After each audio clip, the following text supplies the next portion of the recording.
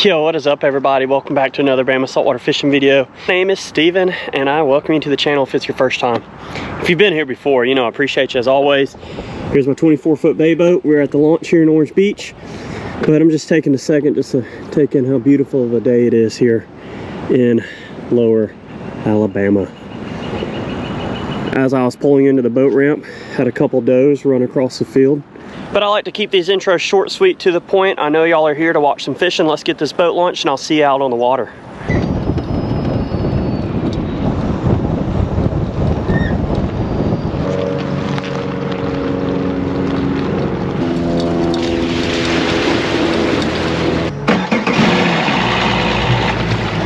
We just got to our first spot. I was going to go further, but a little bit closer together wind chop than I liked. So as you can see, windshield's kind of wet. But there's not too much fish that you can keep this time of year in terms of like big species offshore, unless you go real far out for tuna or you want to get some beeliners and stuff. Get my good old Carl Pole Move down. Not sponsored, but I know a lot of y'all ask what kind of trolling motor I run. This is just a Power Pole Move PV. It's like the 72-inch shaft. I have it configured to a 36-volt Dakota lithium battery. It's a pricey setup, but it is a sweet, quiet, powerful setup. And like I said, that's not a sponsor from Power Pole. And then this is my battery setup, just a 36-volt Dakota lithium down there. That will be linked down below if you did want to pick you one up, save a little bit of money. There's a lot of different ones on the market, so everybody has their favorite. This is just what I use. But we got the trolling motor down. We're going to get back over the spot. This is a Nomad SQUIDTREX in the 150 size, 50-pound fluorocarbon leader. I'm running about 15 feet of leader, 40-pound braid, and a accurate Valiant 500 in slow pitch jigging setup. I know it's a lot, but I always like to share my tackle breakdown. Let's get this SQUIDTREX down. Get prepared for something big to hit it. I have a smaller one as well, but I really want to see if something big wants to hit this one. Okay, there's the bottom. With the squiddy, oh God! I mean, that's literally, that's all I do is lift it up and let it fall back down. And you see how effective that was. Wow. That was incredible. I mean, dang hard puller on the first drop too. Wow. I did want something big and something fun. There it is. Goodness. That's a healthy jack. Whoa, whoa, whoa. That's a healthy AJ. That's dumb. Healthy fish. Man. Okay. Let's get the net.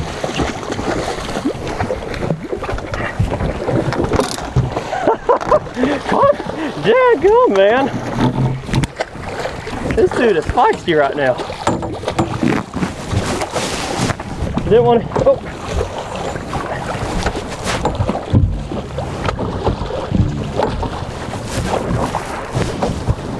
There we go.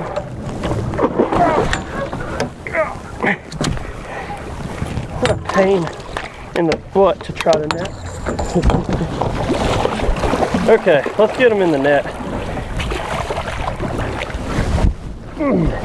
That's a good one. Oh, that'd be a keeper if they were open. You can't say he didn't like that SQUIDTREX. Look at that. He choked it down. First drop too. Let's hurry up and get that lure out of him and get him back. That's a nice healthy greater amberjack. Hard fighting fish. Big sucker. And what's crazy is they get even bigger. Like, I mean huge. Let's send this fish back on its way. Easiest way to let him go. Oh, just jet him down. He kind of flipped halfway, but dude, that dude's gone. Wow, what a nice fish. But We're gonna drop this back down again. That was a stud fish.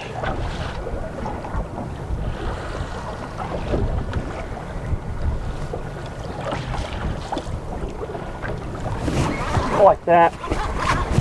Feels like something a little different than an AJ, which is good.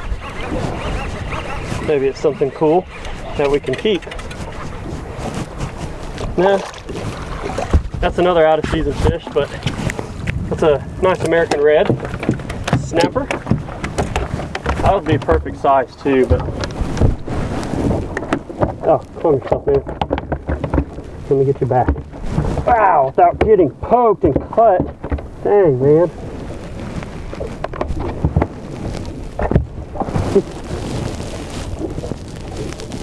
American red snapper, out of season. There he goes. Good thing where we are, it's not super deep, so they don't really have any signs of bear trauma. Look at this beautiful view, 360 degrees around me. Absolutely gorgeous Gulf.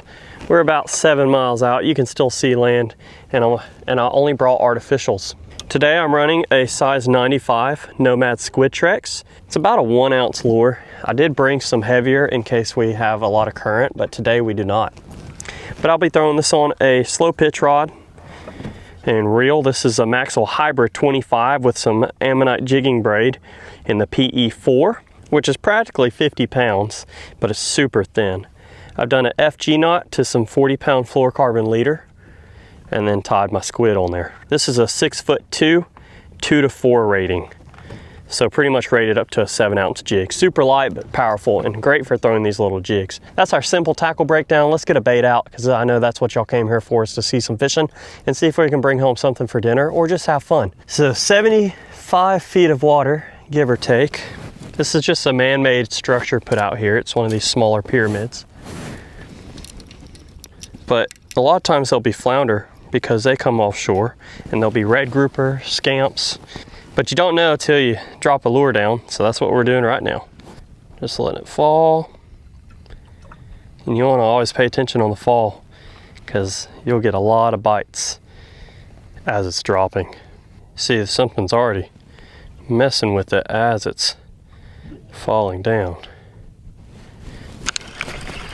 Did we hook up a fish already? Yeah, we did. What kind of small fish is this? I mean, it was instant.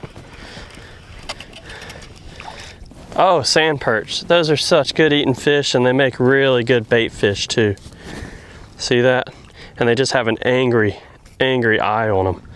Look at that sand perch. Such a beautiful fish. They're excellent grouper and snapper and AJ bait. And ones this size, if you scaled it and fried it whole, it's the best tasting fish you'll probably eat compared to a lot of others. But this little guy's gonna go back unless we catch one a little bit bigger. But that's a little sand perch. Nothing crazy, but they do have some cool colors on them. There you go. That was easy. Dropped straight down and hooked into something. That's probably what that whole school of fish is down there. A bunch of sand perch.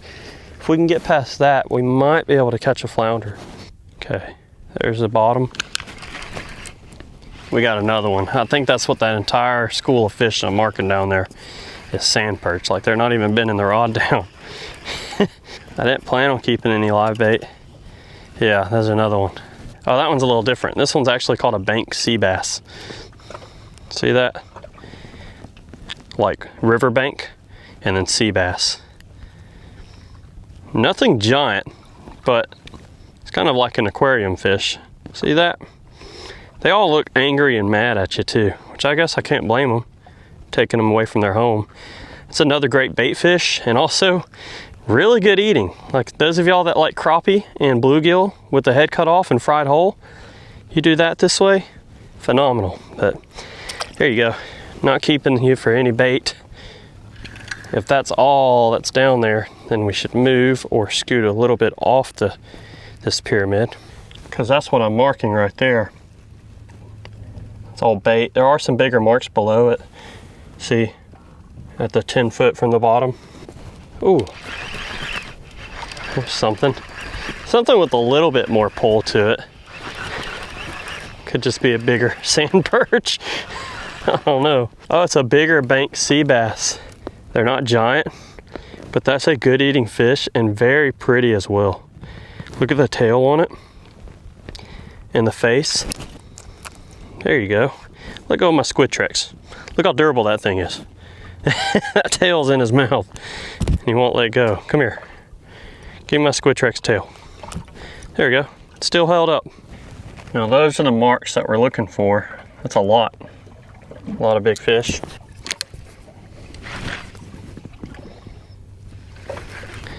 Oh, there's a little bit better fish. That's what I'm talking about. Something that actually pulls back good. That is an American red snapper. Very, very common out here. Very common. And they got a lot of regulations on them too. So right now season's closed. So it has to go back, and thankfully we're in pretty shallow water. So there's not really any bear trauma. Look at that, swim back down just fine. That's the only problem trying to target other fish on the structure, because there are flounder down there, sheep's head, grouper and all that, and beeliners, but trying to weed through those and triggerfish make it kind of difficult. There's another one. That one feels really nice. So I like having something with a little bit lower gear ratio when I'm jigging, because it acts as a winch. Makes it real easy to bring these fish in, real efficient. That's a bigger snapper there. Wow. That would be a nice, respectable keeper.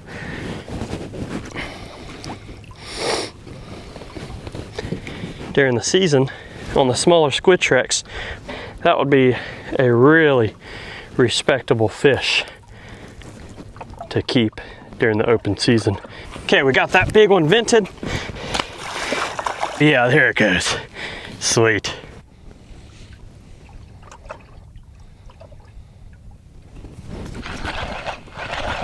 Another hit. Oh, good hit. Dang.